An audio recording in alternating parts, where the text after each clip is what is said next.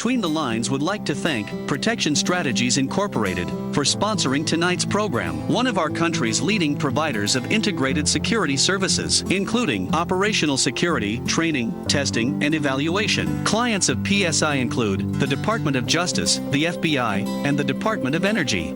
Brian Spitzer, for Circuit Court Judge, is also sponsoring tonight's program. Brian is a prosecutor and Army medic for 6 years and a lifetime Tennessean. A graduate of Vanderbilt Law School, Brian is dedicated to serving the citizens of Anderson County. Judge Roger Miller is sponsoring tonight's program. Judge Miller is a lifetime resident of Anderson County. Judge Miller has adjudicated over 30,000 cases, both civil and criminal.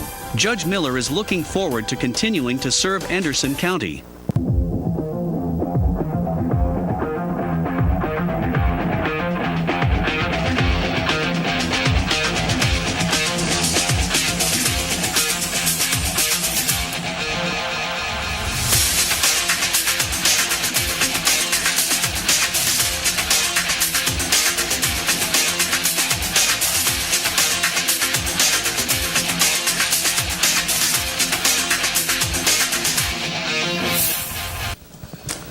Good evening. Welcome to Between the Lines. We're glad to have you back. We're going to talk football tonight. We've got Riley Lovingood, played at UT for 5 years, I guess redshirt in there, Tennessee product, and he was an academic All-American and the long snapper, and he will talk to us about UT football, his past, and everything else, and where the game's at today. Welcome, Riley. Thanks for having me, Alan. Okay. Let's talk. Tell me about where you grew up. Did you grow up in Middle Tennessee, right? Primarily, yes, Middle Tennessee, Hendersonville, Tennessee, actually. I grew up, born in Cleveland, lived in Knoxville some, and then ended up doing most of my schooling in Hendersonville at Beach High School. When you were at Beach, I know you and Jalen Hurd were teammates. Yes. And you guys were friends. You both came to UT. Is Jalen still, I know he's injured. Is he still on the San Francisco roster? So Jalen was on San Francisco as a receiver for the past 2 seasons. He's had 2 injuries in a row in preseason camp. But it seems like this season, so far through preseason, he's healthy and is going to have his first time fully playing this year. Oh, he's good now? Yes. Okay, so it was last year we were talking. I remember it now. I got my years mixed up with COVID and everything. You know how it is. So nobody grows up saying, "Dash, Dad, I want to be a long snapper when I grow up." I mean, so when you were in high school, did you play other positions? I did. I played middle linebacker, and I was actually a pretty good center.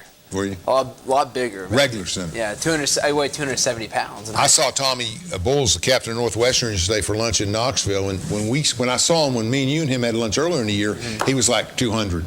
And he played at 300 when he was with the Bears, and on the practice squad, the Bears, and he's back up to 235. Yeah. So he said, "I got tired of being that skinny, so I'm back lifting and doing things." So what a great guy he is, and serving his country now and doing a lot.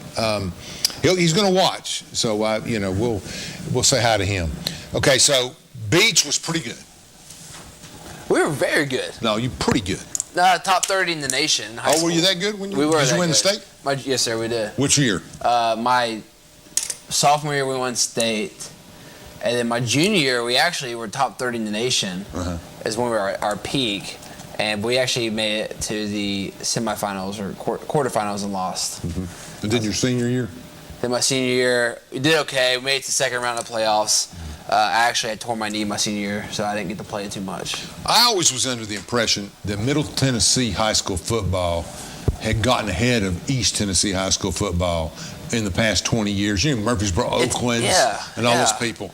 Do you find being over here and watching that it's been recently a lot of state champs are East Tennessee teams out cold? So here, yes, it's the dynamic, and we actually had this argument a lot on the football team at Tennessee with the guys from East, Mid, or West. Right. And what I've seen with the growth of Nashville, a lot more athletes. If you're looking at terms of teams with 5 stars, 4 stars. Sure. The Golden Tates. Overall, the athletes are just, there's a bigger city. They're Murfreesboro, Rutherford, Williamson County, Sumner County. A lot of real good teams, but a lot of athletes. But here in East Tennessee, there's a very good cohesiveness with teams like Alcoa, Maryville. Oak Ridge always has a great team. Bearden, Farragut, Powell High School. The teams that they'll win championships because they play real well together. They play good team football. And that's why you see the powerhouses coming out of East. So more polarity in Middle Tennessee, real big stars than regular people. Lots of athletes in Well, Middle Tennessee. There's athletes in East Tennessee, but they play Tennessee's team ball had here. one running back from Middle Tennessee after another. And Ty Chandler, if you see him the other night, did extremely well in North Carolina. Yeah. Their primary running back this year. Unfortunately, they lost. They were number 10 and they got beat. So, I mean, but Ty's good. And Oklahoma, right? I mean, your other teammate, Eric's at Oklahoma. He's good too. Eric Gray, Memphis, Tennessee guy. Eric Gray. Oh, he's from Memphis. He's from Memphis. But he played with you. He did. He played at Tennessee. Athlete, real quick, fast mover. He's gonna have a really good season at Oklahoma. They love him. He kind of runs like Alvin Kamara a little bit. Mm-hmm. Well, you might have a chance to play then. Yeah, Alvin's another one. But Alvin wasn't from Tennessee High School, was he? No, he was from Atlanta. Yeah, he wasn't Atlanta. He came in my recruiting class. I got my season tickets at Tennessee, and I do my thing, and I love Tennessee. But I'm a Notre Dame guy. I know it kills you, but the safety they have, the All-American Kyle Hamilton, who's I think going to be the fourth player in the draft. He's or a good fifth. player. Yeah, he is. He should come all the way across the field. He's an Atlanta player. I mean, he's in Atlanta. He come out of Atlanta. Atlanta's got a lot of good athletes. Atlanta's got good athletes, and that's why Georgia is, I think, the most talented, if not one of the most, them in Alabama, talented team, top of the bottom this year.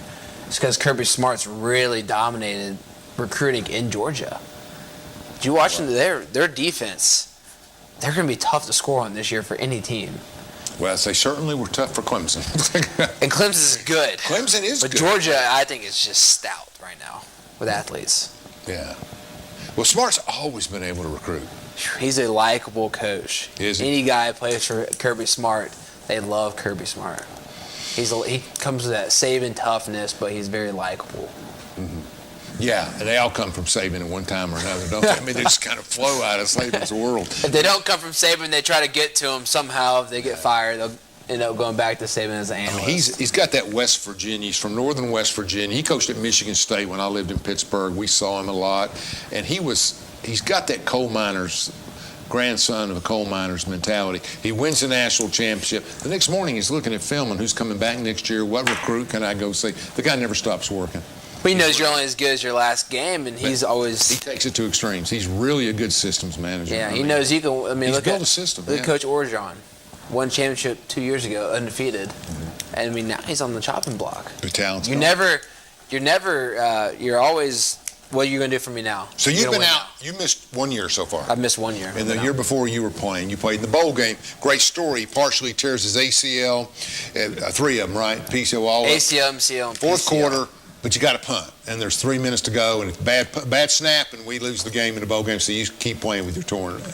Yes, we were Indiana Taxpayer Bowl, or Gator Bowl, whichever one you want to call it. Yeah. Tore my knee, 3 ligaments in it. And we had to go back out for a punt. We were down by 3 points. We were winning by 3 points with a little over a minute to go. And if there's a bad snap, the punt doesn't get off, they're going to win the game. Yeah. Indiana's going to win. Mm-hmm. We had to pin them back to make them drive the field. Mm-hmm. And so I told the trainers that put a brace on my knee, I got to go snap. Yeah. And Coach Pruitt looked at me, can you snap? I said, I'll figure it out. And I figured I would. Any ever snapping over his head in 5 years? No. Never had a bad snap? Never had a bad snap. Wow. And you train high school kids. I mean, you all over the state, you teach them. And I was looking yesterday, you got 4.5 stars, 4 stars. You can mark whether a long snapper is Division I material or Division II material. There's actually ranking services for long snapping. It's really taking off, become a big deal. I was kind of on the forefront of all of this long snapping. Mm-hmm. I was one usually about 5 or 6 guys at the top get scholarships out of the college, out of high school. I was one of those. And so I got to see the business on the kind of the front end. It's really taken off, though, as coaches have realized how important just giving a scholarship to a guy and securing a really good, dependable long snapper for 4 years. I watched Notre Dame the other night, and I watched the long snapper because I remembered your story. You said the best long snapper in the country you'd worked with, and you kept telling Tennessee, sign this guy, and then he ended up signing with Notre Dame. When he was a freshman in high school, I saw his form, talked to him, saw his mindset, and I said, this guy's going to be a really good snapper. Yeah. I could tell, and now he's actually time for Notre Dame. Yeah, he's snapping for Notre Dame. I watched, I see if there was any bad snaps. There weren't any. So I said, Riley called that one great. So you grow up in a religious family, I believe, a faith family, faith-centered family. And your brother is a minister, and a minister over in Farragut. Your father is the administrator of a large Baptist church in Cleveland, Tennessee, where you grew up. And your mom's an author. Is that fair? Author? Yes, she writes women's and girls' devotionals and books. Oh, that's fantastic. A talented family. How many brothers and sisters? The one brother's a priest. I got one older brother and one older sister. And the sister's the smartest in the family. She is. That's good. Mama, yeah. She learned this. And I kid your dad. Your dad is a minister, but now he's on school board. He's moving into the political realm, and he got the appointment. He got appointed to school board. I don't think he'd ever run for it, but there's nothing tougher than running for school board. People take school seriously. People take school seriously. A lot of the fight for our nation is happening on the school boards right now. Oh, because of the issues. Yes. Have you realized that in the media recently? Across our country, a lot of the fights are happening on the school boards.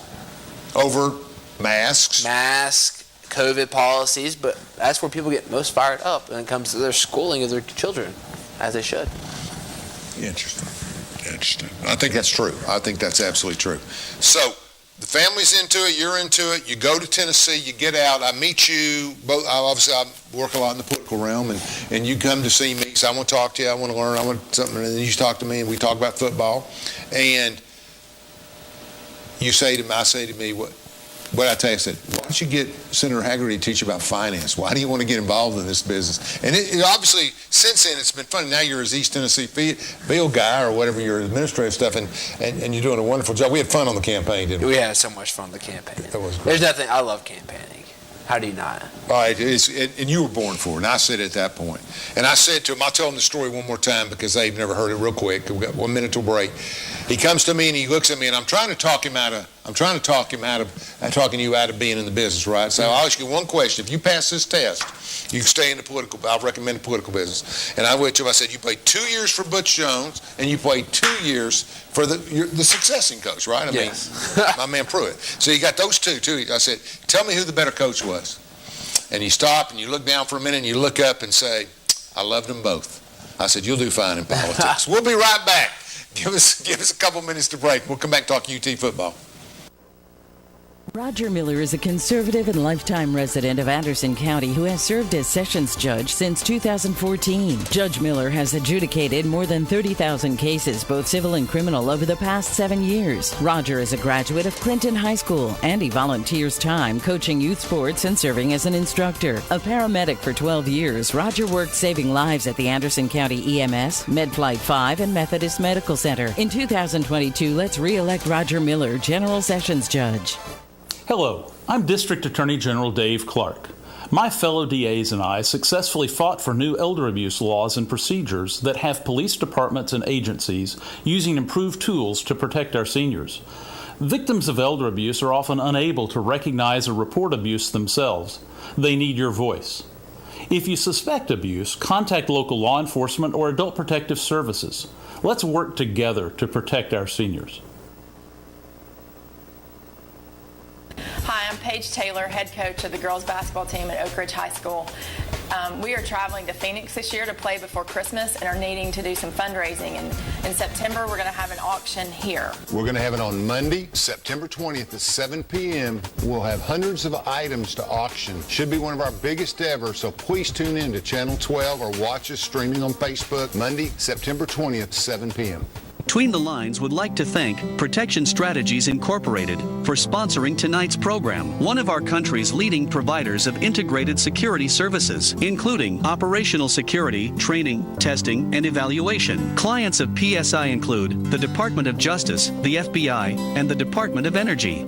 Ryan Spitzer has been a prosecutor in Anderson County since 2007, prosecuting more than 2,500 cases over the past decade. Ryan has been the Drug Task Force prosecutor for the past 7 years. Ryan donates time working with local nonprofits. A veteran, Ryan spent 6 years serving his country as an Army medic in the National Guard. Ryan is a family man who works hard every day to keep Anderson County families safe. Experience matters.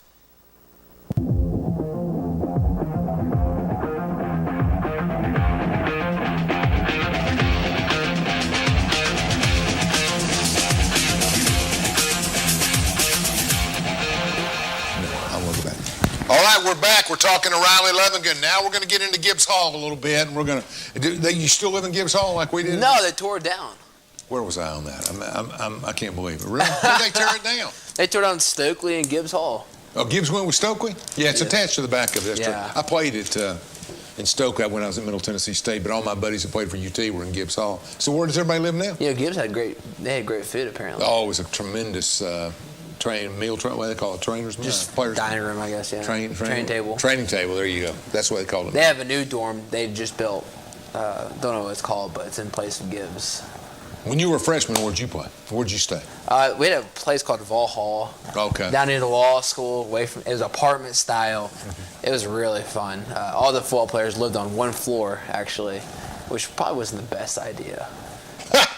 I used to get out there and I'd take a putter and I'd try to put a ball into a cup all the way down the hallway. The great thing was in those days, so you had Gibbs and Stokely, and then you go right down Frat Row, Fag and then you curl all the way around. I mean, it had a presence, a tennis court. I didn't know about that. I was too busy working out and focused on my school. Yeah, unfortunately, I went there for a year. After I quit basketball, I played a year or two at Middle, and I came out, and when I came back, I went to UT for a year before I went back to Middle, and we had a lot of fun. I don't remember much studying, but we did a good job. We learned some history and some political science. So, tell me about on the field. Okay, see, Jones recruits you, so he's got a special place in your heart. He's a great guy. And everybody says he's a great guy. He's just, some people are administrators and some people aren't. It's more to coaching than just, what's he doing? Is he still at Alabama? No, he's head coach for Arkansas State football. Oh, that's right. That's a heck of a. First, I didn't know they told. That's a great program for that. Oh. Mid-tier, they always have a good team. Every year you get your pick'ems at the end of the year, they're always the first one on the bowl because they always go to the Division II playoffs and stuff. No, they're not Division II. They're FBS. Are they really? What conference are they in? Ohio Valley, maybe? Okay. That's what we were in basketball. I think so. One of those. They're that level. Middle moved up some. They're above FCS, below Power 5. Okay. But they're a really good mid-tier team. Yeah, they always have been. They always played different teams. Of course, Dion's coming up from down there. He's gonna make all of them work. I saw his. Have you seen his commercial with? No. Saban, you haven't seen that? No. So it's great. They do the Aflac thing together now, so it's good. I'm sure at Jacksonville State, but hey, okay. I'd say Coach Jones is going to do a great job at Arkansas State. Yeah. Give him 3 or 4 years, he'll be back into another head coaching job. You know, these coaches leaving to get millions of dollars in severance pay, so they don't have to go anywhere real quick to eat. But where is Pruitt at? He is defensive analyst with the Giants. Just an analyst? Mm-hmm. Wow. Yeah, so he had buddies there in the system, I guess, some of the Saban people. Giants, Belichick. I mean, all those people came out of that Parcells group up there. Yeah, and I can't think of the head coach's name, but, Kevin Shear, who's at Tennessee also, is now at the Giants as well. Yeah. And so is Craig Fitzgerald, Dewey? the strength coach for Tennessee. I think Dewey's there, too. Isn't he Derek Dewey? He was an offensive consultant. It was I think he might be there, too. Derek's there, too. It's kind of a Tennessee beltway there. Interesting. Dewey's, it was interesting. You were still in high school, but... he recruited me. Did he? Yeah, but Dewey was interesting because if he beats North Carolina and they don't turn him over and he wins the LSU game on, I think, whatever that controversial play was, he might still be there. My brother was on. He could recruit. Yeah. He could recruit coaches. He got the guy that coaches the offensive line at the Bears that had all those Notre Dame All-Americans. He left here and went up to Notre Dame. Highstead. And he had great coaches. Yeah. I mean, you look at Dewey's assistants, and they're all head coaches somewhere. Because of his dad, I think he really had a network. Okay, lightning round. We'll do some of this stuff. Let's talk. Since we're talking UT football this side, best player you ever played against? Now, they got to be a defensive player because you're not on the field with an offensive player. You're snapping the ball. Best player you ever saw on the field in defense? Just a couple of them. Yeah. Got to be an Alabama player, then. Gosh, they have this defensive tackle there. He actually plays for the Giants now. At Alabama, actually. Right. And he was an absolute monster. One time I remember I lined up against Bo Scarborough. I remember looking across, and I was a freshman, my freshman year playing, and Bo Scarborough's 6'4". Yeah, he's big. He was a big human being. Because you're on nose guards. Yeah. But the fastest guy I ever had to tackle was Mecole Hardman. He's the punt returner and receiver for the Chiefs now. Yeah. He's a star. He was the returner several years. It felt like too long for that's what I Georgia. For Georgia. Yeah. That man, I remember we're playing smoky gray jerseys at Tennessee in 2017, and I'm running. I had the angle on me, call Hardman, and I thought, all right, I got him. I took the field side, had the angle. He takes 4 steps backwards and runs all the way around and got around me. Yeah. Ended up getting like 60 yards. It was bad, but he was so fast. I think he ran like a 4.38 40 at the combine. Yeah. That's pretty fast. Speed you just can't. For his Speed you can't think about. It's real fast. It's hard to. I had a guy when I was in Pittsburgh, and I had a worker work for me. He was the starting right tackle for Pittsburgh, and he played really good, really great guy. Tony was the best, and he would play for me. And they went up to Notre Dame. All my stories are Notre Dame stories. Sorry, but he went to Notre Dame, and Rocket was playing. And he said, "We're going to shut that down." I said, "No, you're not." Just kept looking at him. I said, "I don't know if you win or lose or whatever you do, but you're not shutting Rocket Ismail down." No. Second play. Famous play I always remember Tennessee's when Dale Carter had the angle on him, and they're all running him, and he just keeps getting further out and everything. It was amazing time. I think the best players were on my teams, though. Okay, let's talk about it, but that's a good answer. See, politics is working for you. Who are they? Who was the best player? Alvin Kamara. He was a good player. Derek Barnett. Yeah, he's still pretty good. You balk him in practice, yeah? Derek does a great job with the Eagles, doesn't he? Gosh, Derek's good. One of the best collegiate quarterbacks, I think, is one of the most underrated collegiate quarterbacks, Josh Dobbs. You know, my son For a collegiate quarterback. My son screams, "Get rid of Mason Rudolph. What are you doing? Let Dobbs play." The guy is... NFL's a different system. I understand. But you got to be bigger. You got for college football, and Josh is a great NFL quarterback, don't get me wrong, but he was, I think, one of the most underrated collegiate quarterbacks of all time. And obviously Alvin has shown everything he can do in the NFL. Easy to get along with? Always? Very. Great guys. I remember Alvin came in my recruiting class. Yeah. Barnett was a very quiet guy, but... Alvin had done JC for a year or two, right? Mm-hmm. Alabama to JUCO. That's right. He left to Tennessee. I remember you sit there and watch. You watch Alvin Kamara squat. Sure. I remember AK was squatting as like 600 pounds or something like that. It made it look like nothing. And he's a small guy. You think he's a small guy. He's not really that small. Just strong and all so when you see him run, he runs effortlessly, but he can run over people, doesn't get tackled easy because he's so strong. What about Jennings? Juwan. I saw you have pictures with him and Juwan. I think Brad has one, but you got up there with him. He was a good guy. I knew Juwan through high school. Yeah. Being two national guys, same recruiting class, came in, all the stuff, freshman year together. Juwan has become a great player for the 49ers. He got cut last year, and he came back and made the team. So he got cut, signed to the practice squad, was on the practice squad most of the season, but now is with the 49ers, one of the 5 receivers. You know, the truth is this. I'll tell you what I think about that guy.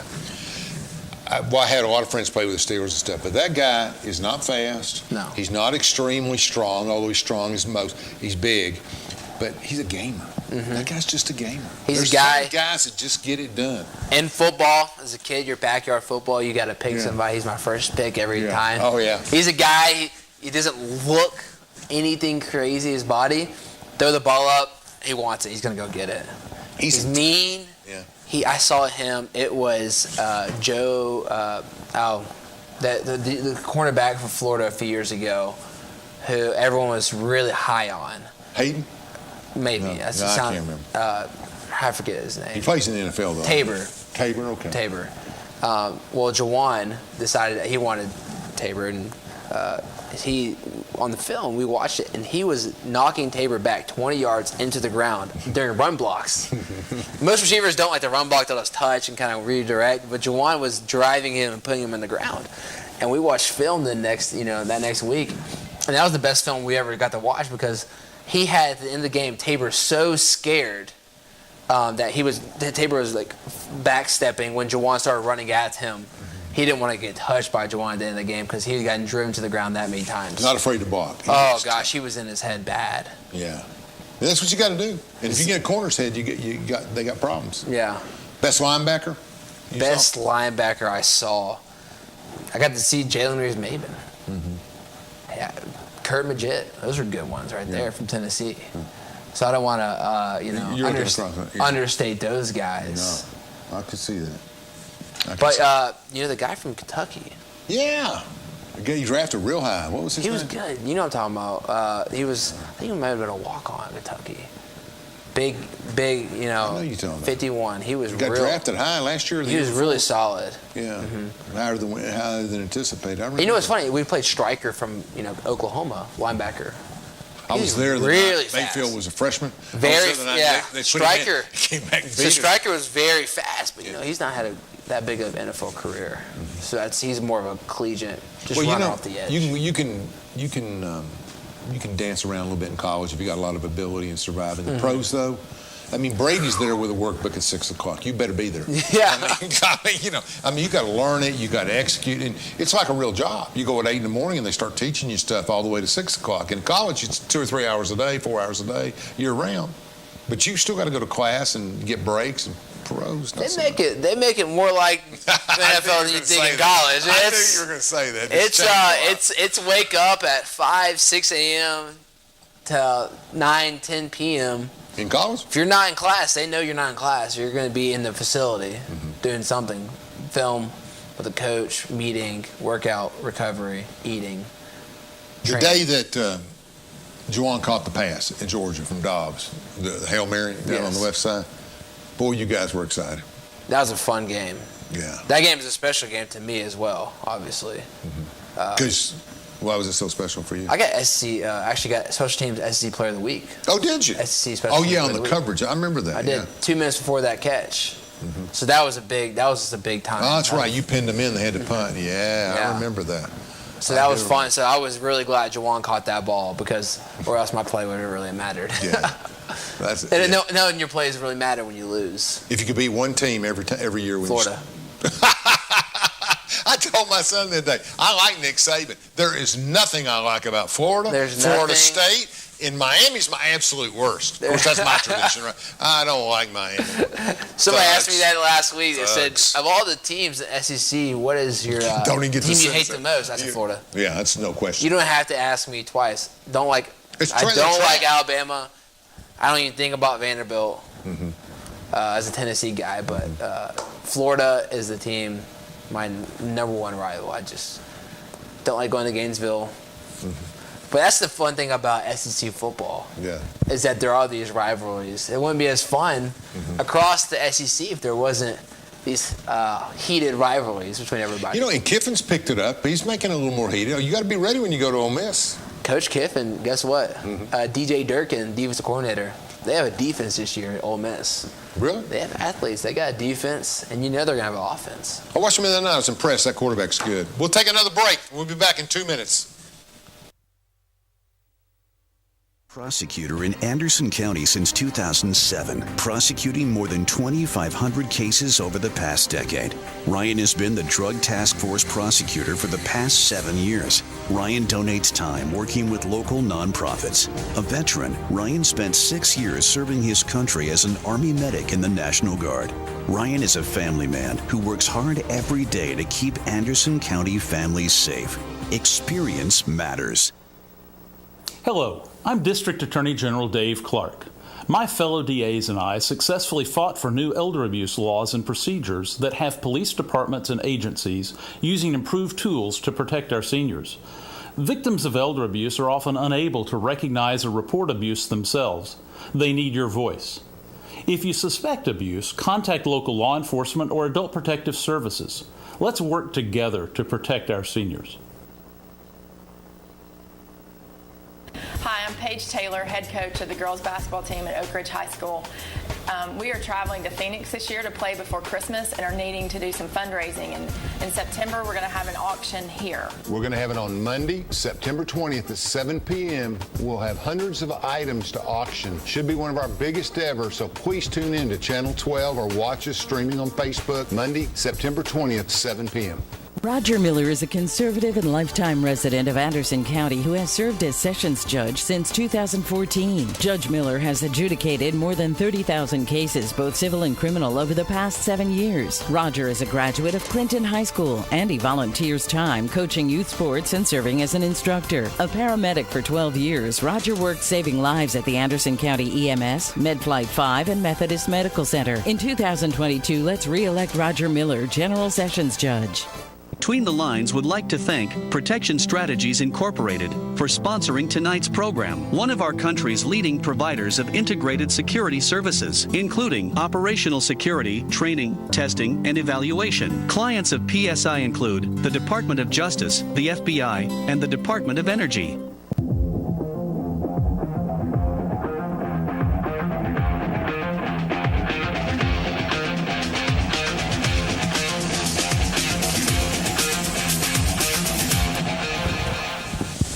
Welcome back to Between the Lines. We want to thank, it's now Judge Ryan Spitzer for helping sponsor our show, Judge Roger Miller, and we want to thank Protection Strategies and Climax Roofing, who's giving away a $500 gift card when you buy a roof from them to Walmart. Can't beat a $500 gift card to Walmart. That's got to work for everybody. All right, so we're talking to Riley about football. We're getting the Tennessee stories, and we're talking about great players and different things. So when you went away on the road in the SEC, where did you like to go? What town did you like to go to? I know none of them, but other than that, Lexington's nice. Lexington, it's the frozen time. I mean, it's just cold when you play Lexington. Oh, November, you play late. Yeah. You play after Thanksgiving, so I never had a good experience. You're from Middle Tennessee. Did Nashville not the team you didn't care for Vanderbilt? Didn't like Vanderbilt. Yeah. No, I was Tennessee. I'm a Tennessee guy through and through. My dad was on Fulmer staff. My brother was on Kiffin and Dooley staff. I play under Butch and Pruitt. We're a Tennessee family. So when you bleed orange, even if you grew up in Nashville, really most people in Nashville are Tennessee fans. Yeah. Vanderbilt had a little push with the coach. He's gone now, right? Yeah. But I'll say this, going back to it, favorite place to play at, Texas A&M. Yeah, I was going to say that's a great stadium. Tommy asked me the other day. He said, if I was going to go to an SEC environment, because he's done the Big Ten for 4 or 5 years, like you've done it. I said, what stadium? I said, well, it's Neyland and Texas A&M for me. I would go. You got to go. SEC environment. LSU is cool. It's really unique. Alabama's a good one though. But it doesn't matter. Tuscaloosa. When you pull into Tuscaloosa on a big college game day, it's a. But he's talking about inside stadiums. Inside stadiums is Texas A&M's really unique. The waves, they have the yells and all the handshakes. But obviously Neyland's hands down the best one. It's special. The Big House is special. I was telling Tom, it's another big place.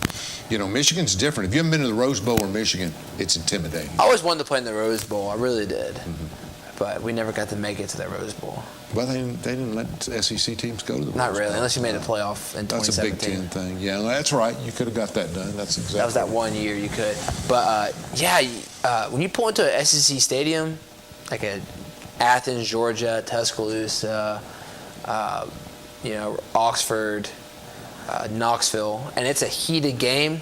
The streets are packed. Gainesville, oh man, Gainesville. Oh, but that everyone's pushing the bus, throwing their food, drinks, beer at the buses. I mean, they're trying to do everything they can. Floridians. Yeah, I get it. Florida. There's nothing hotter than Tennessee plays Florida in September. Yeah, you talk about this. I'm watching that chop the other night on football, and God, I hate that thing. I'm not a You're not a Florida State guy? No, I hate Florida State. I hate anything in Florida. Florida, I just told you, Florida State, both of those teams get D minuses. Miami gets an F. Those are the things. They just don't represent. They don't represent a quality of life. I've never minded Miami. Just never minded them. Well, they're kind of. What about UCF? Yeah. What about UCF? Do you like them? Don't know enough about them. Coach Malzahn? Yeah. The bounce house? Yeah. You gotta like them. I mean, those people are non-threatening to me. They don't represent bad culture and all. I think UCF's going to find their way into a major conference here soon. Everybody is apparently. I think, that's a whole different issue right there. Well, it's interesting, and it's money, it's business. It's money, it's business. But I'm going to tell you a story. I went to the national championship game in 2013. Notre Dame and Alabama. I sat with the Pac-12 commissioner. I'm sitting down there, and we're sitting there. We're on row 10 or 12 or 14 up behind the Alabama bench, and I'm sitting there. Notre Dame runs on the field. Tyler Eifert, got some good players, Manny Talbot, got a few good players.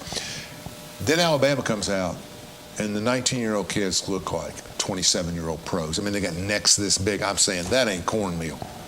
That's deer antler or something. I'm telling you. So I'm picking on them. Well, that was out that day. We were at South Florida. That's SEC football, though. That's not my question. My question is, how bad is PEDS in college sports as a whole? How bad is performance-enhancing drugs? Don't say it doesn't exist because you'll seem silly on that. I know you didn't take it. I know it's yours. But especially in the interior lines and some of those guys, has it permeated all the way through college sports? Not as bad as you think. It is. That's what I think too. It is. It's not as bad as you think. What's really happened, why guys are bigger and stronger now, is because the amount of money that teams are spending on sports science, nutrition. My freshman year, they changed the rules to where you can only get like a little bit of snacks to unlimited food. Guys were going hungry in college. Yeah, everybody's got a nutritionist on their Well, everyone was hungry when we first got there. Shabazz Napier from UConn at the NCAA tournament said, I go to bed hungry most nights. And that finally made the NCAA change the rules to where, all right, we can feed athletes now. Yeah. We always had training tables in college, though. Very limited. It was very restricted. NCAA restricted the amount of food an athlete could get until 2016. Because it's free? Because they didn't want to give them too much free, or what? They're just very restricted. They're very guess restrictive. what? They're getting $1 million a year now for their name and their autograph. So everything's progressed a lot. You were a little bit early. Long snapper, you know. Think about it. Well, it's funny. A lot of guys aren't really going to get them. I mean, a lot of guys aren't going to make the amount of money they think they're going to make on the NIL. No, some will. Some will make a lot, as they should. But here's the problem with it. I'm a really talented quarterback, right? I know I'm really good. I'm playing in high school ball in Kentucky. If I go to Notre Dame or Alabama, I'm going to get paid. You know what I mean? Somebody out there is going to sign me to play. If I go to Southern Cal, I'm going to get paid. But if I want to go and I really have my heart set on North Carolina State, it's a good school, I may or may not get paid unless I do well. I mean, the Alabama quarterback, who's obviously really good, we've seen him play last week, but those guys, they got paid, they got $1 million in advance. I mean, he got $1 million just for signing autographs, and other players have too. I mean, I have mixed emotions about it, I like the days of General Neal and Newt Rock and all that, but in the integrity of education, you were an academic All-American, you got a degree, you stayed a fifth year and got master's degrees and all of that stuff. So I think, and that's another subject, I think there's a quality in college that shouldn't be professionalized. But at the same time, if you're making billions of dollars, people say, how can they pay a quarterback $30 million? Because there's so much money coming in off revenue, they have to pay him. When 2017 Tennessee football went 0-7 in the SEC, and we made $130 million. Yeah. And so that tells you how powerful Tennessee football is. It's amazing. You go 0-7 away. And the inside aspect for an athlete in college is one, on long snapper. I know realistically, if we could get paid for my name and likeness, I wouldn't get anything. Yeah. That's just the way it is in life. But I did understand. Well, if you did, it would be a target thing like long snapper school or something, And that'd be great. Yeah. Teach lessons and make some money. I could, go to the movies or something. The point is, people are exploiting you. In other words, Tom Brady leads the Super Bowl. Of course, he takes pay cuts. He's like the 12th highest paid because he makes zillions on other stuff. But if somebody's going to pay you, the bargaining agreement says that, pro football teams are making billions of dollars. They have to split half of that with the players, and that just drives salaries through the roof. It's not that these players are all. Well, here's where I see it in college. I see this with friends. I won't name drop them, but I had a lot of guys that were big time guys at Tennessee. People wanted to wear their jerseys. People would do anything for these guys. Businesses would love to have them. They had, the followers. They had all the aspects to make a lot of money. They didn't. Well, they got hurt, or they didn't have a good NFL career because their style doesn't fit NFL, or they blew their knee out, sure, or they blew their shoulder, which happens. They're done. So they missed out on a wide aspect of being able to capitalize for themselves when they were still healthy in college.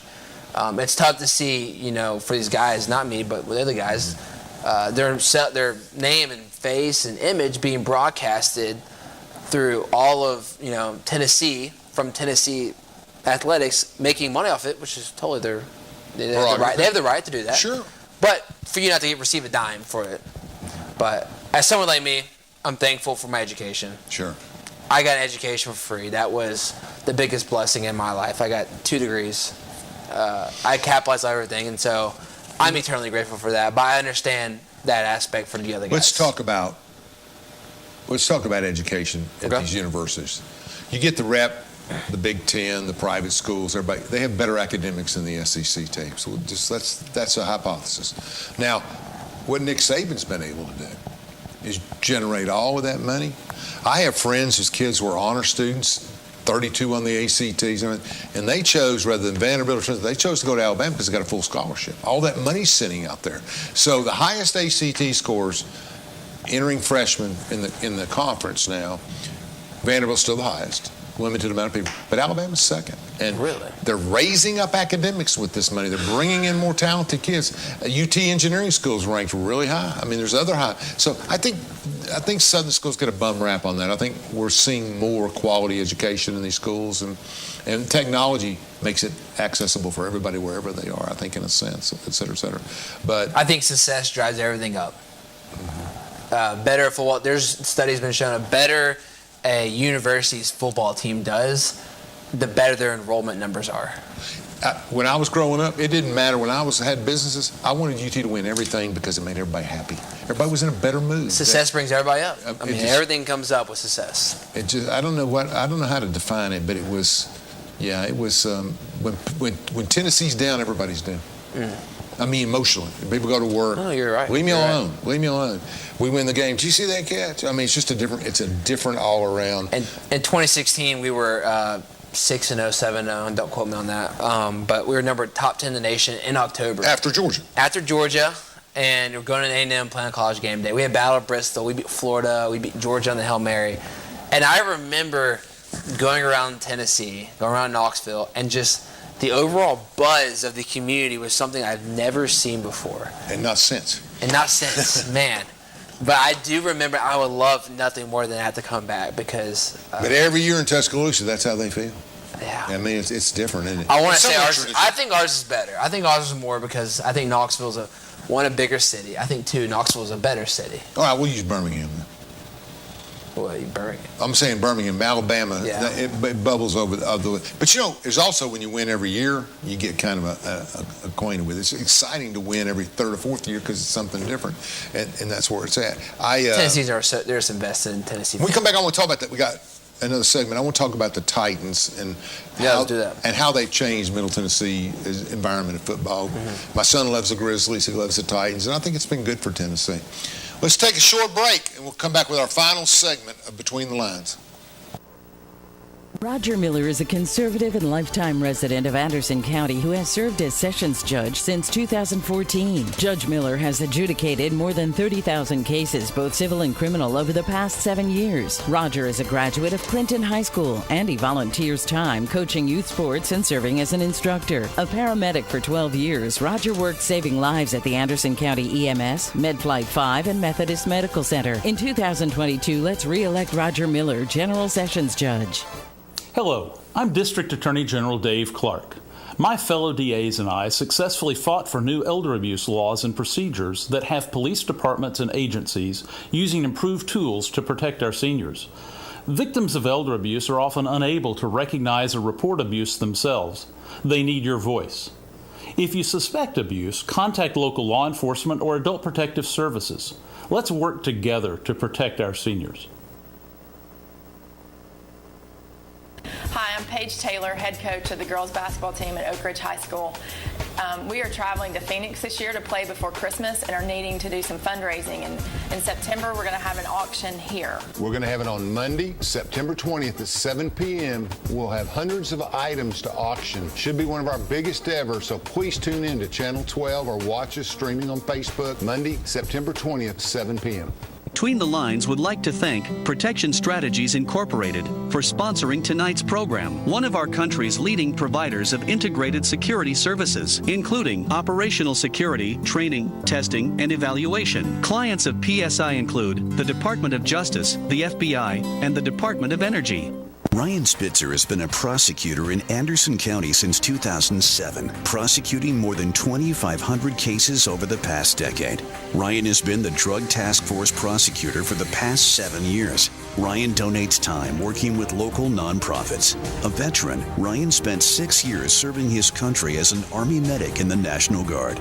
Ryan is a family man who works hard every day to keep Anderson County families safe. Experience matters.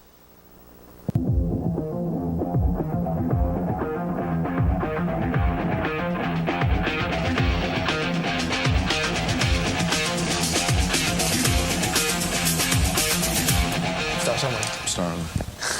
We're back with Riley Lovingood. 5 years, University of Tennessee, an academic All-American and a starter. Never had a bad snap.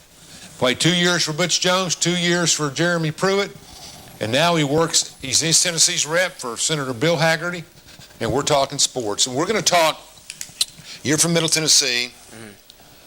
The Tennessee Titans have had an impact. I mean, they got a good ball club. They're a good team. Yeah. I think everybody was invested. They beat the Ravens last year. That was a great win. Yeah. My favorite story. Their long snapper got hurt, so they called Riley. The Titans called Riley, and they called somebody else, and you went. We're going to bring you down. The whole it seemed like a whole East Tennessee and West Tennessee was saying, "Get Lovingood down there." Twitter, yeah, it was a Twitter. I think that sadly I didn't get a call. It was a Twitter trend. Oh, it was is what Twitter, it was. Yeah. It was a Twitter trend. But your name did come up. You were one of them that were looking at down there. But they ended up. They had one guy that played terrible. Remember? Yeah. Sadly, the way I ended my collegiate career is kind of not clear to me for any of that. Because your leg. Yeah. You never got the surgery, did you? So you tear 3 ligaments, 3 tears in 3 ligaments. The surgery I'd take a long time. Well, you know what? And that's a risk. Yeah, that's right. And you know what? It's the Lord's plan. You're in the toughest ball game of all time now. Sports is tough, but politics is real mean. It can get real mean. So you're playing it now. We had a lot of fun last year on the campaign trail. If you take a 30-mile radius, because I played in Murfreesboro, and I know that area, which is booming, and all of these areas around, and I tell this all the time, Murfreesboro had 30,000 people when I was there. Clarksville had 30,000 people when I was there. Cookeville had 20,000 people. Oak Ridge had 30. We still got 30, and everybody else has got 180. I mean, it's just amazing. When I worked in state and local government, I went down to talk to mayors. They said we put wheel taxes on them. We put property. We can't stop the growth. It just keeps coming. There's nothing we can do. You can't stop the growth in Nashville. It's just unbelievable. When I'd be able to redistrict. When I left Nashville in 2014, it was a good, moderate-sized city, kind of quiet but fun. It was kind of like, I always thought it was a hidden gem of America. Yeah. And I come back, every time I go back now, 6 years later, now it's unreal. I can't ever believe the growth of it. It's a different city. It's a really fun city for someone, if you're especially a young adult like myself. It's a good place. And so no matter how expensive it's going to get, no matter how many people, they're still going to move there. After I got out of college, I lived in East Nashville doing work and helping some ministry stuff on that side of the bridge. And we used to go to 2nd Avenue. There were 5 restaurants. Old Spaghetti Factory opened in I used to love the old Spaghetti Factory. Down there on 2nd Avenue. I think something happened. I think it was fire a bomb. A bomb was over there. Yeah, that's your city. No, Knoxville's I'm hiding up here on the ridge. Knoxville's my city now. Yeah, you're a Knoxville guy, huh? I've claimed Knoxville as my town. You do. I said if you played 5 years for Tennessee football and go through everything we did, you get to claim Knoxville. So I'm claiming. What's a day in the life of a ball football player? What do you do? You're up by 5:30 in the morning. Everybody. Okay. You're getting in the complex. It also depends on what time of year, but for the most part, you're going to be in the complex by 5:30 or 6 a.m. I want August to December is what I want. Yeah. So for the end of the season, you're going to be in there by 6 to get your workouts in. Do you lift during the season? You lift. You do lift. Okay. Strategically. So we have 4 strength coaches, so they all have different methods. 4 strength coaches on one college football team.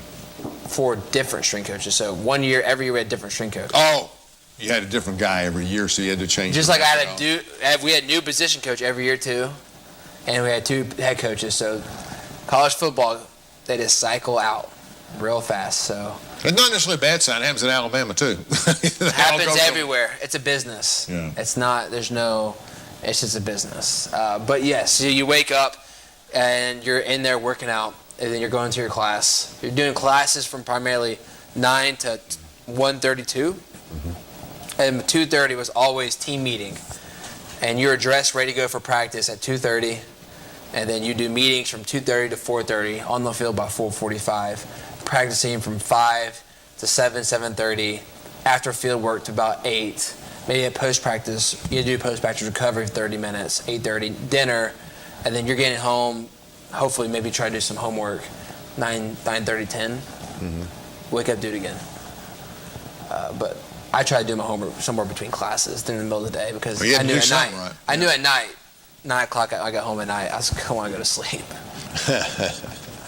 That's it. It's a full-time job. Special teams players, you're a long snapper. There's holders who might be quarterbacks and punters, and you got, your kicker and your punter. Did y'all have a separate existence? No, we didn't actually. And that was one thing that was great is our coaches treated us like every player. The kickers maybe sometimes they got a little special treatment. Yeah. But I wanted personally the long snappers and to be in the grain with all the guys, doing the hardest work, going through the hardest stuff to make sure we were never treated differently. I didn't want that aspect. I guess what I mean by that is you isolated in practice. Did you practice your stuff separately? Yes, we did. So we would go and practice in the practice field or something. We try to get away so we weren't kicking balls into the drills and stuff, and kicking balls into the other team's practice. So we would work on that, and I did tackling and defensive work too. Mm-hmm. Okay. Let me think what else. On your UT existence, class, do you take all the hours every semester? Fall, most players take 12 hours, the bare minimum of classes. And then during spring, you try to load up and take another extra classes while you had a little more time, because in the fall, you're traveling, your mind's more so on games. You're not really thinking about school as much as you should be in the fall. So you want to kind of make it lighter in the fall. I guess so. That's what we did. We played basketball. We were heavy in the fall. I mean, we were light in the fall. But by spring, even though basketball overlaps, we would take heavier courses in the spring and that kind of stuff, et cetera, et cetera. But Tennessee is known for their special teams. Mm-hmm. Did you know that? No, I didn't know that. Think about it. How many we have? Well, you were in the 60s and 70s. But No, not now. Think about NFL. Michael Pilardi. Dustin, Britton Colquitt, Trevor Daniel, Morgan Cox, Matt Darr. Who's Morgan? I know Darr. Morgan Cox is a snapper for the Ravens the past. Is he ahead of you? 10 years? Before you? Okay. 10 years. Well, guess where he is now? Where? Snapper for the Tennessee Titans this year. Really? Yes. Good player? Great player. Great guy. Veteran. Big guy. Good snapper. Better guy, though. He's going to be the snapper for the Titans this year. But Tennessee has always had a history of great specialists. I know they we did. see it now by how many guys. Ron Whitby's of the world, and these are punters from the 60s. Well, I'm thinking now we have more than we did back then. Yeah, I thought Smaglia was a good kicker. Brent is down at Georgia Tech being the kicker. Joe Doyle. What do you mean being the kicker? He kicked here. Did he transfer? Mm-hmm. Transferred to Georgia Tech. He's the kicker at Georgia Tech now. I thought he was in the NFL. Well, think about this though. Do you know Joe Doyle from Farragut? Yes. He's a punter. Yes. He is now the kicker and punter for Memphis. He was one kick away from setting the record at University of Memphis for most field goals made in a game. He had 5 field goals this past weekend. His first time ever kicking in college. My son and I saw him kick at Farragut, and when there was a story about they offered him a scholarship and then they took it back at UT or something. Did he finally play at UT and kick? He played. I snapped to him in the 2018 season. As a punter or a kicker? As a punter. Okay. He was never a kick. They never put him down. Maybe I'm thinking about a kicker that was at Farragut. They never even put him down as a kicker, but now he is top kicker in the American Conference. Really, this past week, 5 field goals in one game is a big deal. He was special teams player of the week for the whole entire conference. First game ever kicking, and he was here at Tennessee with us punting. Wow. He did a great job punting as well, but he won it because he was kicking 5 field goals. So Tennessee again, Paxton Brooks at Tennessee now, great punter, great kicker. We have a history of. Who's the long snapper? Maddie Zielanski. Pretty good. Really good. Where'd he come from? He walked on from Morristown. Oh, really? A local kid. That's good. Yeah, he walked on. Was he there overlap with you at all? I was a 5th-year senior. He was a freshman. You got to work with him? And you know what? That guy, Maddie, has worked extremely hard and has worked his way into being a starting long snapper at the SEC from being a true walk-on, which is a really tough thing to do, to walk on and go do that, especially when other guys were brought in. But Maddie's done that. Best long snapper ever, anywhere, pros, college. When you look up, you know the history of long snappers. Who would be the best, you think? Because my son and I have worked out with you, and you snap a ball 15 yards pretty quick. There's a lot of good ones. Gosh, I think you look at a lot of guys now in the league. Yeah, Reed Ferguson's a great one. JJ down in the Panthers. Morgan. We have a lot of great long snappers that have come through. It's tough to really judge who the best one is, though, because they're all very different in how they approach it. John Kondo played 17 years for the Raiders. He retired 2 years ago. I think he'd be the all-time best one if you had to put your name on it. 17 years in NFL, long snap is a long time. Yeah. Tell me about the technique. So you snap the ball. What's the time? How long is it supposed to take from when you snap it to when that ball leaves his foot? 0.71 seconds. Off his foot? From my snap to his hands. Which is 8 yards? 15. To the holder? Yeah, you're talking about punter. My bad. Punter, yeah. Okay. 15 yards. Okay. Operation time, you want to keep it below 2 seconds. He wants to get it out. For a field goal in NFL and college, you want to keep your field goal below 1.3 seconds. Operation time from snap from snap to the kick, 1.3. So when you see a snapper snap it, the kicker's already moving when he snaps, and the kicker has to expect the ball to be on the ground, laces out, and they kick. It's a pretty unique operation when you start watching it on TV. So Marcus Callaway was in town, and you were riding around with Marcus Callaway this weekend. How tall is he? Marquez is about 6'3". And he's having a great season over there at New Orleans. Mm-hmm. Number one receiver right now. Had 2 touchdowns. Thomas went down, didn't he? 2 touchdowns the last preseason game. Yeah. Marquez. Who's throwing to him? Which one's throwing to him? Jameis. Yeah. Jameis got a gun. Famous Jameis, yeah. Jameis might step in. I think he's going to step in and do really well in that system. It's very quarterback friendly. Mm-hmm. Sean Payton. But, Marquez was undrafted. I didn't know that. Undrafted free agent who ended up establishing himself as a solid receiver.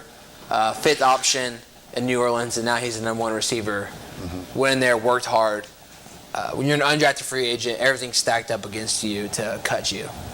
You have to really work to beat the drafted guys out. Yeah, and the Juwan Jennings making the final cut and being on the 53-man roster in San Francisco. I go back to him earlier in the show. He's going to be a gamer.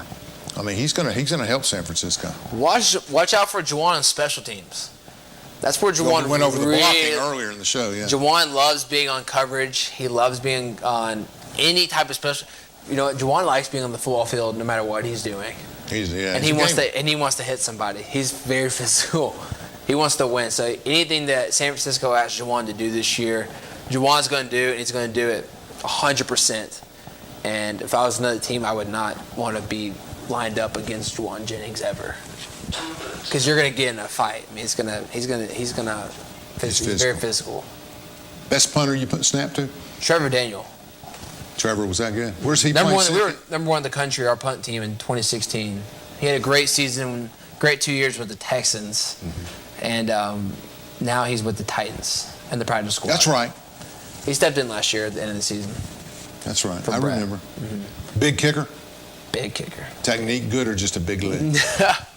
Trevor came to Tennessee football without ever having a punting lesson. Mm-hmm. So he never learned how to punt. He just figured it out, drop off my foot and kick it real high.